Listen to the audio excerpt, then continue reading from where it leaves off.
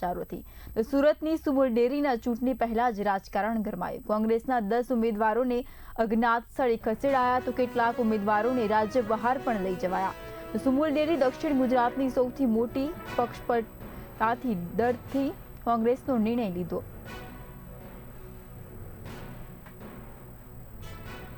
તો સુમુલ ડેરીની ચૂંટણીને લઈને રાજકારણ ગરમાયું છે। સુરતમાં સુમુલ ડેરીની ચૂંટણીને લઈને રાજકારણ ગરમાયું। પક્ષપલટાના ડરથી કોંગ્રેસે મોટો નિર્ણય લીધો તો ઉમેદવારોને સંતાડવામાં આવ્યા તો કેટલાક ઉમેદવારોને રાજ્યની બહાર પણ મોકલવામાં આવ્યા છે। કોંગ્રેસના 10 ઉમેદવારો અજ્ઞાત સ્થળે ખસેડાયા।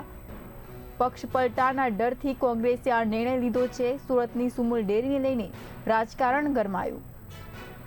સુમુલ ડેરી દક્ષિણ ગુજરાતની સૌથી મોટી ડેરી ગણવામાં આવે છે, જેની ચૂંટણીને લઈને આજે રાજકારણ ગરમાયું છે। સુરતની સુમુલ ડેરીની ચૂંટણીને લઈને કેટલાક ઉમેદવારોને અજ્ઞાત કરવામાં આવ્યા છે તો કેટલાક ઉમેદવારોને રાજ્યની બહાર પણ ખસેડવામાં આવ્યા। પક્ષપલટાના ડરથી કોંગ્રેસે મોટો નિર્ણય લીધો।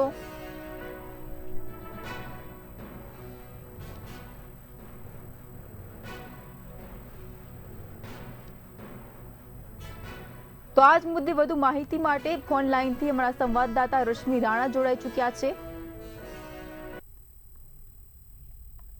જી રશ્મિ, આ ઘટના વિશે વધુ માહિતી જણાવશો। ચૂંટણીને લઈને શું રાજકારણ ગરમાયું છે?